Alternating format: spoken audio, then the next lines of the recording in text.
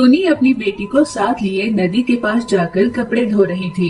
वो जब कपड़े धो रही थी, उसकी नन्ही सी बेटी पास में खेल रही थी।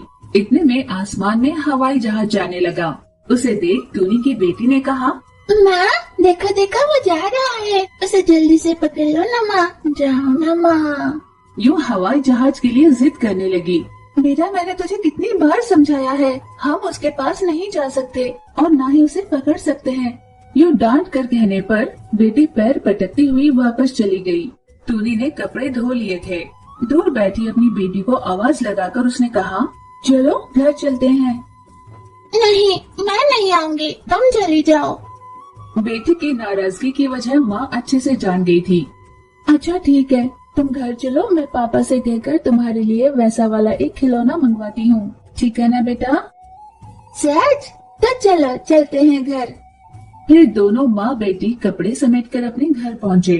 टूनी घर पर खाना पका रही थी। शाम हो चली थी। टूनी का पति ब्रूसली घर वापस लौटा। उसने खाना खाया और थक कर सो गया। टूनी ने अपनी बेटी से कहा, बेटा चलो खाना बन गया है, खा लो।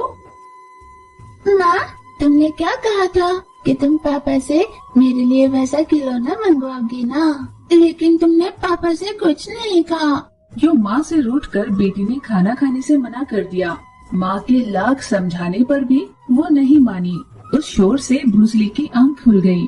टूनी क्यों तुम मेरी लाडली को यूँ रुला रही हो? भला मैं उसे क्यों रुलाऊंगी? क्या मुझे इसके मजे आते हैं? पिछले कुछ दिनों से हवाई जहाज दिलाने की जिद पर बैठी है आपकी बेटी। मैं तुम्हारे लिए कल हवाई जहाज लेकर आऊंगा। तुमने जिद छोड़कर माँ की बात मान ली तो मैं कल तुम्हारे लिए खिलौना जरूर लेकर आऊंगा। जब ब्रूसली ने ये कहा तो वो बहुत खुश हो गई।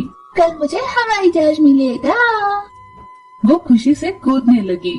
फिर उसने खाना खा लिया। सभी शांति से सो गए। अगले दिन हमेशा की तरह माँ बेटी नदी किनारे पहुँचे। वहाँ पहुँचकर बिटिया ने आसमान की ओर देखकर सोचा, आज पापा मेरे लिए हवाई जहाज लाएंगे। माँ का काम निपट जाने के बाद वे दोनों वहाँ से निकलकर घर पहुँचे। पिता अपने साथ बेटे के लिए हवाई जहाज लेकर आए, पर उसे देखकर बेटी बहुत नाराज हो गई। पापा मुझे ये वाला नहीं, बड़ा वाला हवाई जहाज चाहिए था। ये तो नकली हवाई जहाज है। माता पिता उसे हर तरह से समझाने की कोशिश कर रहे थे। वो इसी जिद पर अड़ी थी कि उसको असली हवाई जहाज चाहिए। माँ को इतना गुस्सा आया कि उसने बेटी की पिटाई कर दी, जिससे वो बहुत रोई और खाना खाकर चुपचाप सो गई। वो रात बीत गई। अगली सुबह जब टूनी और उसके पति नींद से जागे तो देखा उनकी बेटी घर पर नहीं थी। वे बहुत चिंता में आ गए और अपनी बेटी की हर तरफ तलाश करने लगे, पर कहीं भी उनकी बेटी का पता न लगने पर वे दोनों धाए धाए रोने लगे। तभी कहीं से लूसी आई। टूनी भाभी जी, आपकी बेटी उस दाढ़ी वाले स्वामी जी के पास है।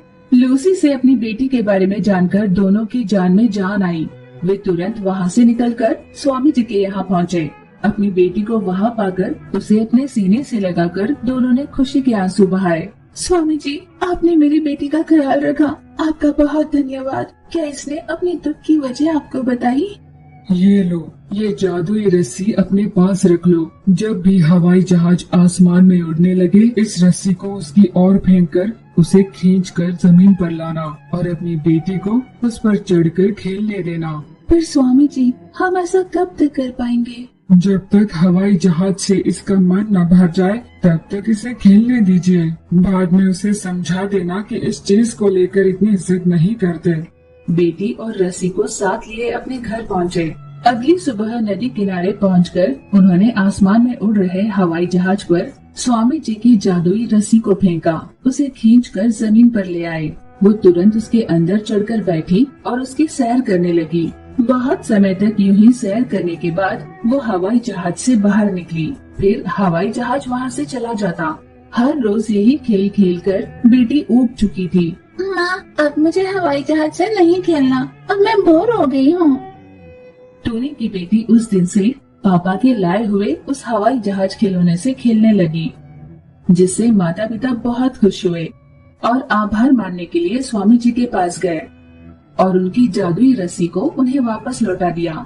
स्वामी जी ने कहा, इस जादुई रस्सी को अपने पास ही रख लो। इसके पास रहे किसी भी खिलौनों को अगर ये इस रस्सी से बांधेगी तो वो विशाल बन जाएगा। शाम होने तक वो पहले जैसे आकार में आ जाएगा।